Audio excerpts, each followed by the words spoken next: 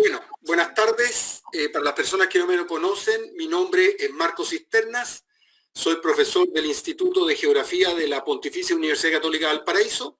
Y por supuesto, sean todos bienvenidos a este ciclo que hemos denominado Conversando la Geografía en Pandemia desde Valparaíso, desde la región, ¿no?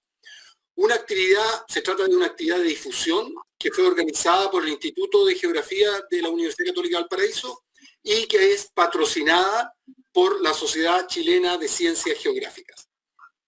Esta serie se trata de seminarios que son paliativos a esto que nos pasó, que suspendimos el Congreso Nacional e Internacional de Geografía 2020 debido, por supuesto, ustedes entenderán, a la crisis sanitaria. Bueno, ¿qué va a pasar de aquí hacia adelante? Regularmente, a partir de ahora y hasta fin de año, les acompañará esta actividad, Conversando la Geografía, desde Valparaíso, con diversos temas de interés, principalmente geográficos, orientados a estudiantes, a profesionales y, por supuesto, a público en general. Bueno, en esta primera serie que estamos haciendo hoy, ¿no?, que comenzó en la mañana, que se llama Conversemos acerca de procesos y peligros costeros, durante la mañana ya presentaron 4 expertos que nos conversaron acerca de los procesos. Estuvo muy entretenida, las personas, hubo harta presencia de personas, ¿no es cierto?, y buena discusión al final. Y ahora en la tarde entonces continuaremos con los peligros costeros. Para los que no lo saben, hemos seleccionado esta fecha, 8 de julio, hoy 8 de julio, para conmemorar el aniversario del tsunami histórico más grande que ha afectado a la costa de Chile central, para los que no lo sabían. Esto ocurrió un 8 de julio de 1730, es decir, hoy se cumplen precisamente 290 años desde una tragedia pasada, pero de la cual espero obtengamos lecciones para el futuro. Voy a presentar a continuación a los invitados rápidamente para darle un vistazo a todo y después, posteriormente, vamos a presentar a cada uno en específico, ¿no es cierto? Ahora, entre las 3 y las 5:30, nos acompañarán primero el profesor Patricio Winkler, de la Escuela de Ingeniería Civil Oceánica de la Universidad de Valparaíso, que nos trae un tema muy interesante que lo tocamos en la mañana, que trata de las marejadas. Específicamente su presentación es Las marejadas del futuro. Posteriormente tendremos la presencia de Manuel Contreras, profesor también de la Escuela de Ingeniería Civil Oceánica de la Universidad de Valparaíso, con mitos y realidades sobre el cambio del nivel del mar en Chile. Justamente hoy día en la mañana quedó abierto el hecho de que qué tanto nosotros los científicos estamos utilizando datos duros, objetivos, para lograr conclusiones, ¿ya? Y entonces lo que viene a hacer Manuel justamente ahora viene a hablarnos de lo que son los mitos y las realidades, específicamente sobre este tema tan relevante que es el cambio de nivel del mar en Chile. Posteriormente les haré una corta presentación, voy a tratar de ser corto, algo que me es muy difícil usualmente, y les voy a hablar de los registros costeros del pasado y cómo nos ayudan a entender el peligro futuro, es decir, cómo información sacada de la historia y de la geología costera nos pueden servir para saber qué podemos esperar en el futuro. Continuará Matías Carvajal. Matías Carvajal recientemente se ha hecho muy famoso por su trabajo sobre el terremoto de 1730. Ya Carolina en la mañana lo mencionó. Él es del programa de doctorado en Ciencias Geológicas de la Universidad de Concepción y nos presentará el Conversemos sobre el gran terremoto y tsunami de 1730 en Chile central. Finalmente, para poner en contexto al menos las dos presentaciones anteriores, va a hacernos una presentación el profesor Patricio Catalán, del Departamento de Obras Civiles de la Universidad Técnica Federico Santa María, y que nos viene a hablar de la evacuación, un gran problema aquí en la costa de Chile central, ¿ya? Él nos va a presentar cómo se decide si debemos evacuar ante un tsunami, entendiendo el sistema de predicción y alarma de tsunami. Finalmente, vamos a cerrar este ciclo con una discusión abierta en la que me acompañará el profesor Germán Manríquez del Instituto de Geografía. Y con eso, ¿no es cierto?, la idea ahí es que todos los que tengan dudas puedan participar. Antes de darle la palabra al primer presentador, unas instrucciones al público en general. esta actividad, para que todos sepan, se realiza en dos modalidades paralelas. Primero, las personas que se inscribieron previamente tienen acceso a la plataforma Google Meet, y hay otro grupo de personas que participan a través de YouTube Live. Me pidieron, los organizadores me pidieron acá que llamara la atención y que agradeciera la presencia a través de YouTube Live, porque en la mañana hubo mucha gente y fue muy fiel durante toda la mañana, nos estuvo acompañando. Para las personas que están en Google Meet, se les solicita por favor encarecidamente que silencien sus micrófonos para evitar ruido de fondo durante las exposiciones.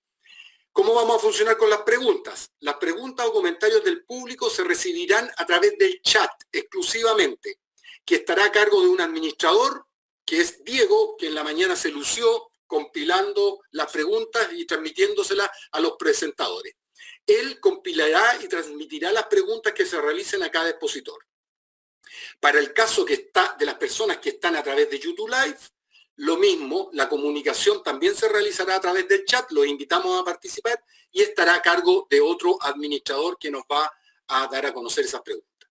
Después de cada presentación, los administradores le comunicarán un par de preguntas a cada expositor para que las responda, y las restantes preguntas se van a plantear al final durante la discusión final. Bueno, instrucción a los expositores, por favor, muchachos, apaguen sus micrófonos, ¿no es cierto? Estamos pensando cada presentación en unos 15 minutos para dejar tiempo. Somos cinco expositores, entonces la idea es que sea más rico en cuanto a discusión. Eso, entonces, con esta actividad comenzamos la parte de la tarde de este conversando acerca de procesos y costeros, y damos comienzo e invitamos a Patricio Winkler de la Universidad de Valparaíso a presentar arriba su charla. Profe, buenas tardes. Voy a poner el reloj ahí 13 minutos para poder lograr el tiempo exiguo que tenemos para presentar. Entonces, espérate, no sé cómo proyectar. He tenido un pequeño percance en la mañana, aquí se cayeron 2 postes al frente de mi casa y estoy ocupando un computador de otra persona. Necesito proyectar esto. Entonces, tengo aquí a mis tramoyas que me están ayudando a proyectar. Está un poco difícil la cosa. Ya te quedan 10 minutos, Pato. Sí, lo sé, se me está yendo el tiempo. A ver, espérate. Ya, oye, a mano derecha. Momento, estás presentando tú. Por eso, pero... No, tenés que bajar. Bajar no, la presentación. Eso, tú ahora bajas. sí. Ahora cuenta. Ya. ¿Se ve ahí? Pantalla completa. ¿Cómo veo pantalla completa? ¿Ahí? Ya. ¿Cómo estamos, profe? ¿Se ve? Perfecto.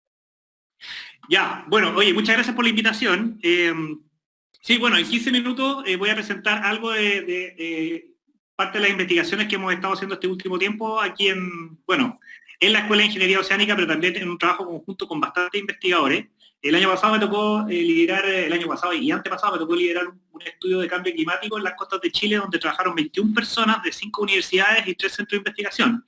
Y parte de las cosas que voy a mostrar acá son producto de ese estudio. Las marejadas del futuro es el título de la presentación y se orienta básicamente a tratar de caracterizar cómo van a ser esas marejadas en términos de energía y otras cosas que no va a alcanzar a decir. Así que un saludo de parte de la Escuela de Ingeniería Civil Oceánica, ahí estamos en el equipo, y como siempre, saludos al profe por andar organizando siempre este tipo de actividades. Ahora, las marejadas se generan en un dominio, en un espacio geográfico importante, que sería el Pacífico completo, y tenemos diferentes zonas de generación. Algunas son generadas en el hemisferio norte y toman entre 10, 12 días en llegar a la costa chilena con ciertas características, y también tenemos algunas que se pueden dar frente a las costas chilenas, en algunos casos con mucha energía. El sistema es bastante complejo, esta imagen es un poco engañadora porque se muestra un mundo estático, pero el mundo es bastante dinámico, y esa transferencia de energía de la atmósfera al cuerpo de agua es la que genera el oleaje, y el oleaje en conjunto junto con otro tipo de fenómenos, se traducen en lo que vendríamos a llamar las marejadas. El impacto de las marejadas en la zona costera, entre paréntesis, yo les estoy hablando desde el mundo de la ingeniería, yo soy ingeniero civil y me interesa mucho el impacto de este tipo de fenómenos en la infraestructura costera. Puede generar qué sé yo, daño estructural, pérdida de playa, erosión costera, cambio en la dinámica de los humedales, etc. Y esa es parte de las cosas que hemos estado caracterizando este último tiempo. Si hubiera que diagramar el efecto de las marejadas a futuro versus el efecto actual, se podría utilizar esta imagen, que fue una de las que utilizamos para explicar bueno, para fundamentar el estudio de cambio climático que hicimos para el Ministerio del Medio Ambiente el año pasado.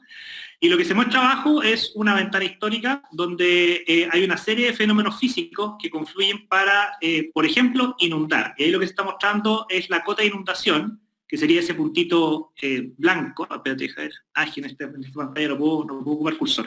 Bueno, abajo hay un puntito blanco, un círculo blanco que estaría mostrando la cota de inundación histórica en un lugar específico sin afectar a una infraestructura.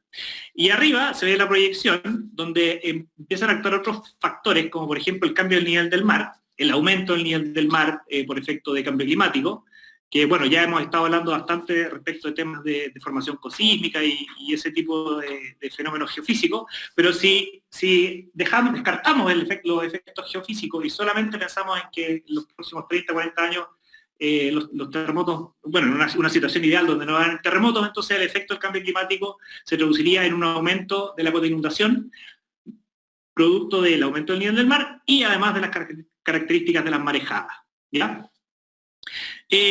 Para poder llevar a cabo, para poder cuantificar este tipo de diagrama en términos de impacto, primero hay que medir. Y uno de los problemas que tenemos, esto es un librito que hemos hecho con el profe Esteban Morales y Mario Herrera ahí en la escuela. Aquí se muestra la Red Mareográfica Nacional. Bueno, pero primero tenemos que caracterizar el océano, y para eso, bueno, necesitamos por ejemplo, registros de nivel del mar.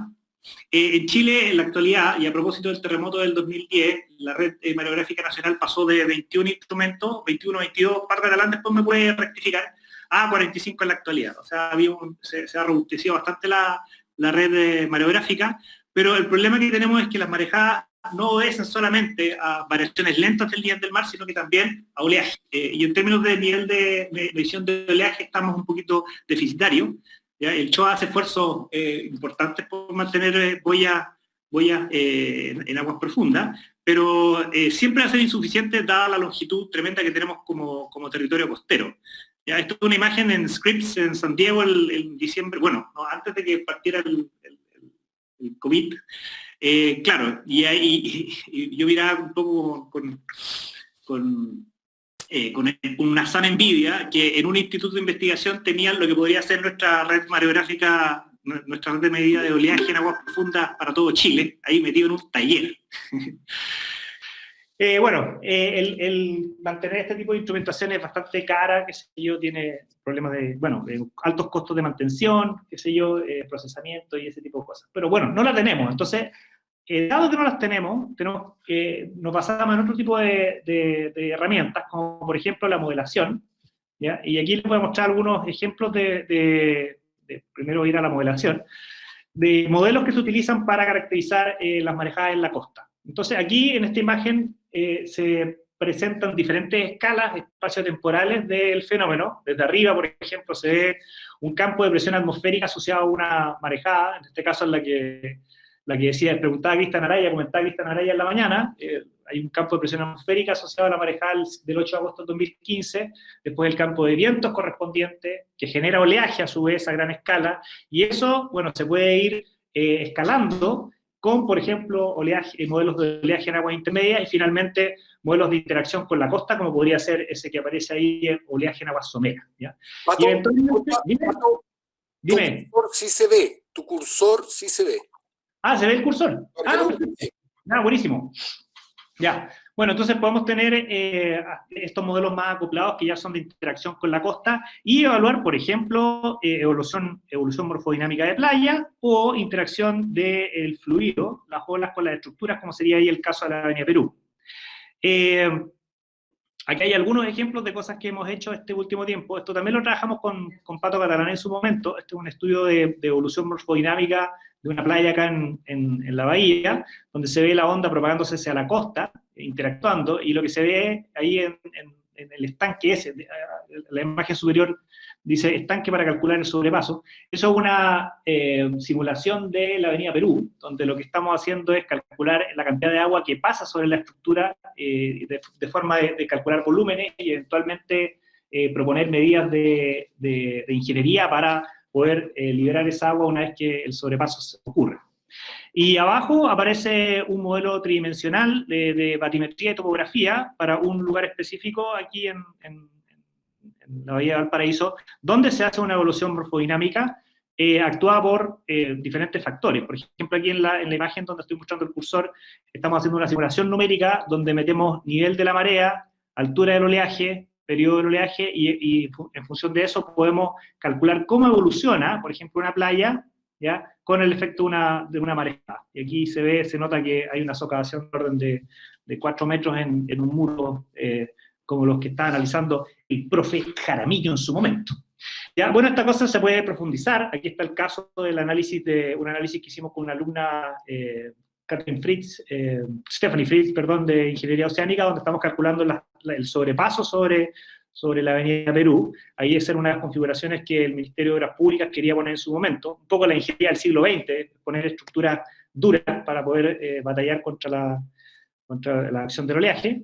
Y bueno, y podemos ir por ese lado.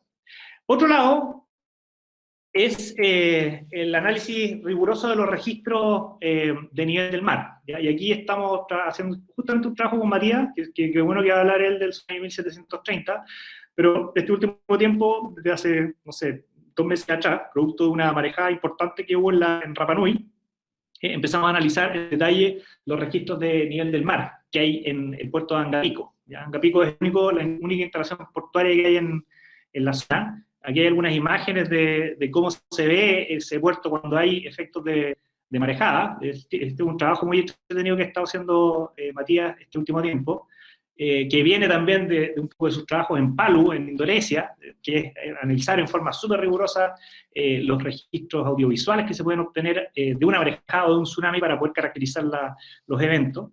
Y bueno, y uno de los resultados que tenemos aquí, a mano izquierda, son 4 gráficos donde se muestra la evolución del nivel del mar. Hay varias descomposiciones, pero estamos comparando esencialmente tsunamis, como por ejemplo el tsunami del 27 de febrero del 2010 allá arriba, el de Japón, del 11 de marzo del 2011, y con algunas marejadas. Y vemos que la respuesta, que sería la línea azulita, la respuesta de este mareógrafo en ese caso en particular, es muy distinto cuando es actuado por un tsunami a cuando es actuado por una marejada. Y en el caso particular de Rapa Nui, es incluso más importante el efecto de la marejada que el tsunami en cuanto a amplitud. ¿Ya? Aquí estamos trabajando un poco con este tipo de cosas para ver que en ciertos casos, como la Isla de Pascua, las marejadas pueden ser importantes.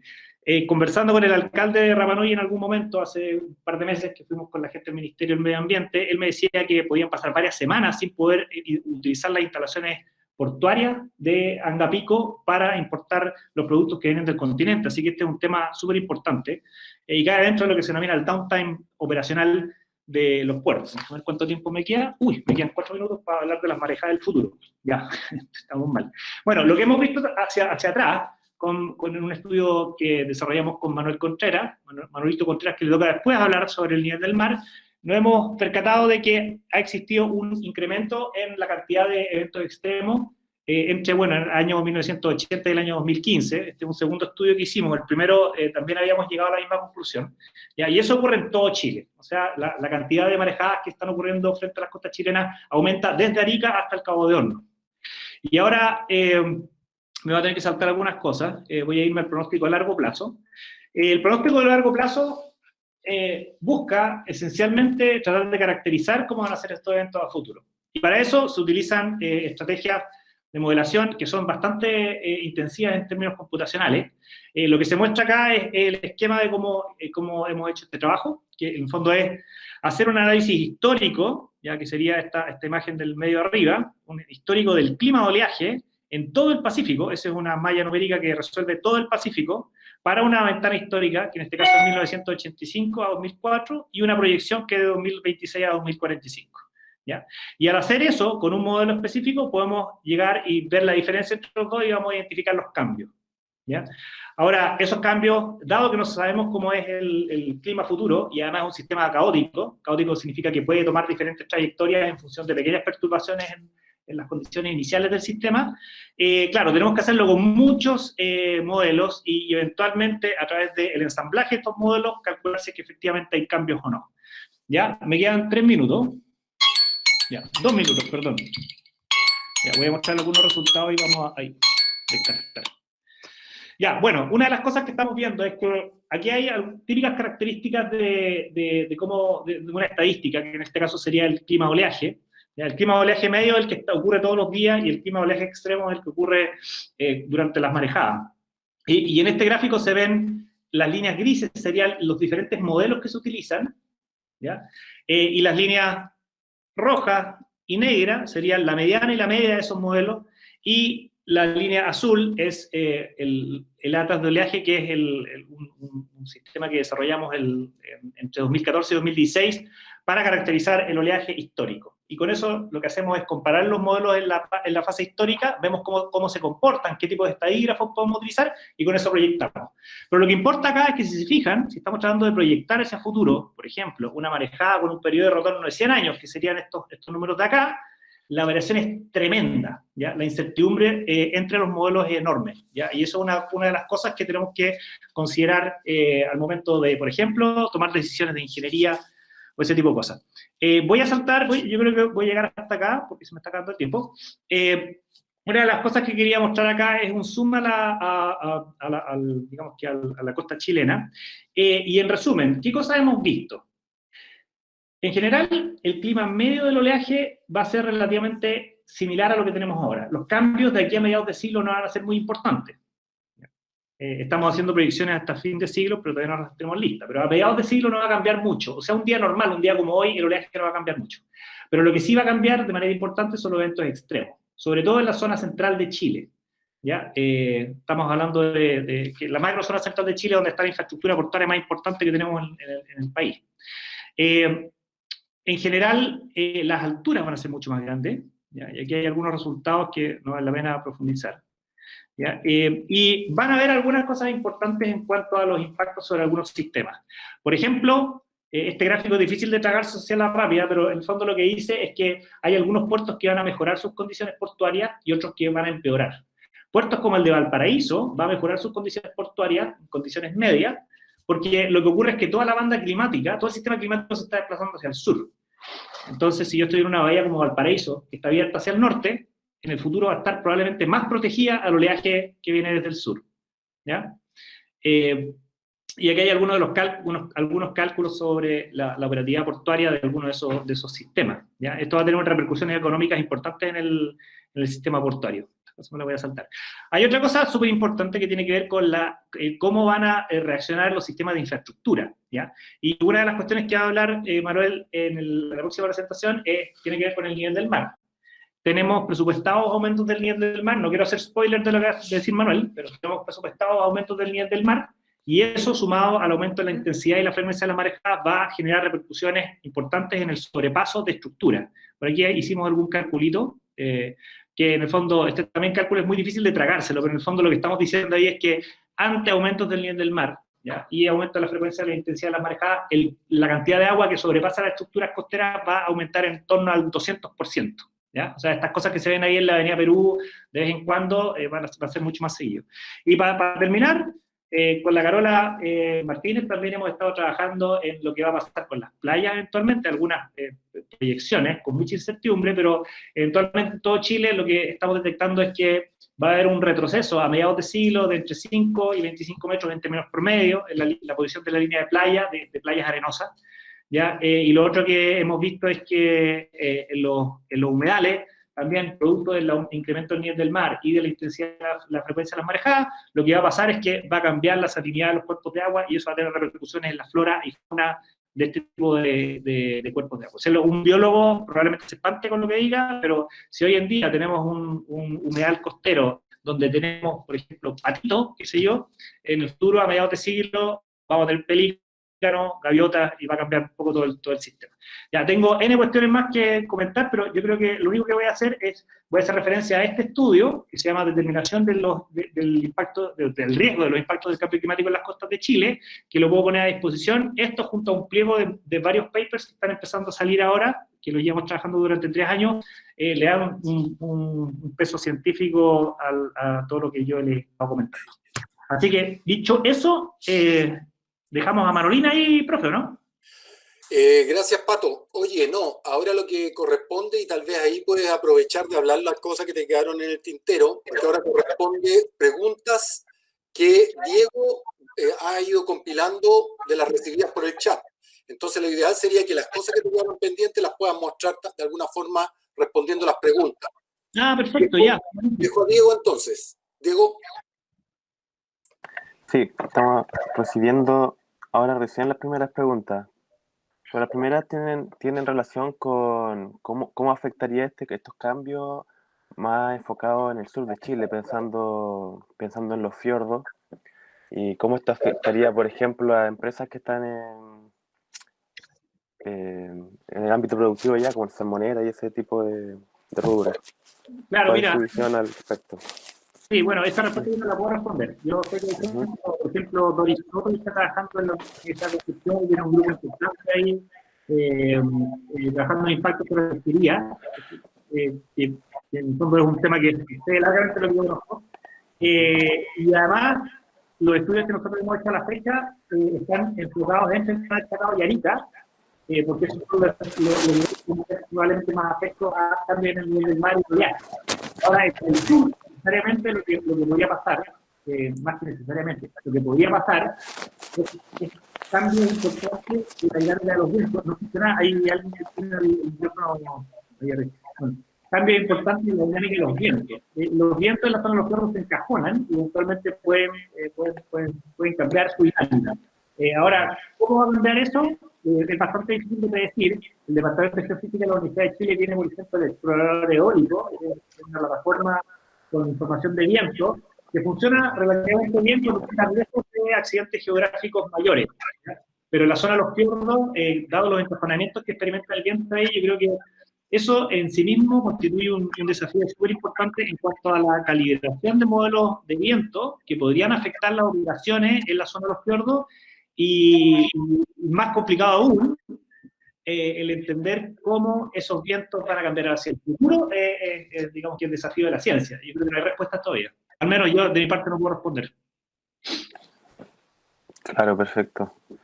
Y en cuanto a la operatividad de los puertos que se pasó ahí, y se mencionó básicamente el puerto de Valparaíso, que posiblemente iba a aumentar su operatividad, pensando en este modelo, ¿cómo andan, digamos, los demás puertos o las demás zonas de Chile con respecto a ese tipo de proyección? Bueno, esto es bastante variable. En general, los cambios en los puertos del norte, Arica y Antofagasta, que son los puertos estatales que fueron los que analizamos, no van a ser muy importantes. Donde sí van a haber cambios importantes son en los puertos de la zona central hasta San Vicente. ¿Ya? Ahora, algunos se benefician y otros no. Incluso pusimos números y llegamos a la conclusión de que en el sistema portuario de los puertos estatales actualmente va a ser beneficiado por efectos del cambio climático a futuro. ¿Ya? Y eso va a tener eran del orden de $2 millones, súper poca plata, $2 millones por año para 9 puertos que analizamos. Esto es un análisis súper preliminar, porque en Chile hay 170 instalaciones portuarias, ya 170 entre muelles, qué sé yo, todo lo que se utiliza para recibir indicaciones. Así que es un estudio bastante preliminar. Ahora, lo que sí es importante, que tampoco lo alcanza a contar ahora, es que va a haber un efecto sobre la operación de las caletas de pescadores. ¿Ya? Y lo que hemos detectado es que para los umbrales de operación de las caletas de pescadores, aproximadamente desde el paralelo 24 hacia el norte, las condiciones van a empeorar. ¿Ya? O sea, por ejemplo, el recolector que tiene que salir a hacer su pega, o el pescador, probablemente, dadas las proyecciones, en el futuro va a tener menos ventanas de operación que las que tiene en la actualidad. Pero del paralelo del paralelo 34 hacia el sur, las condiciones van a mejorar. Lo que significa que los pescadores van a tener mayor oportunidad de salir y probablemente lo que se llama el downtime, o sea, el porcentaje de tiempo que no se puede operar, sea menor en el futuro. ¿Ya? Eso no es tan importante para las caletas de pescadores porque igual tienen holguras para planificar, a diferencia de un puerto. Un puerto está en general funcionando de manera prácticamente permanente. Entonces, hay mucho menos holgura con el manejo de los tiempos. No se puede planificar mucho la operación portuaria. Ya, perfecto. Gracias. No sé si hay tiempo para más preguntas, porque están metiendo el tema de... Está preguntando por el tema de cómo afectaría, pensando en un eventual movimiento sísmico, el nivel del mar, pero a lo mejor es tema para las próximas presentaciones que vienen. Bueno, tal vez yo puedo hacer un pequeño comentario y le doy a Manuel. Mira, una de las cosas que hemos estado trabajando de manera súper incipiente es el concepto de múltiples amenazas en Chile. Que analizamos el sistema costero, que va irremediablemente a estar afecto al cambio climático, al aumento del nivel del mar por cambio climático, al aumento de la intensidad de la frecuencia de las marejadas, pero también a los terremotos y también a las incidencias o sobrelevantamiento costero y también a los tsunamis. ¿Ya? Entonces, en esta imagen que estoy mostrando ahí, no sé si ustedes, este es un esfuerzo muy preliminar por tratar de meter todas estas variables dentro de un solo esquema de análisis. ¿Ya? Y por ejemplo, este trabajo que hicimos también con Manuel y varias otras personas, Julio Salceo, que sé yo, no sé, somos varios los que trabajamos en esto, aquí tratamos de mezclar algunas de estas variables para cuantificar una de las tantas también variables, impactos que podía ser en la costa. Entonces, en este caso de acá, que muestra la bahía de Quintero, donde estamos calculando la cota de inundación, que sería estas líneas de acá, la línea azul y la línea roja, producto del efecto conjunto de nivel del mar y las marejadas. ¿Ya? Esta es una primera aproximación a lo que sería el efecto múltiple de amenazas. Pero eventualmente todas estas amenazas pueden confluir en un periodo de tiempo. Y esto es particularmente importante, sobre todo para todo lo que es intervención con estudios de ingeniería. Se cortó el audio en eso, ¿no? No, se escucha bien. Ah, perdón, ya. Claro. Bueno, déjalo ahí nomás. Ya. Gracias, Patricio. Como siempre, muy interesante el tema y muy atingente a lo que estuvimos hablando en la mañana. Y todos los que estén interesados en costa, definitivamente tienen que leer el reporte que propone. Así es que sería ideal si lo podemos dejar de alguna forma en línea, Pato, ¿ya? Segundo, ¿cómo lo puedo compartir como queráis? No sé, tú me decís cómo. Ya, me lo mandas por mail y lo subimos al sistema. Ya, para continuar,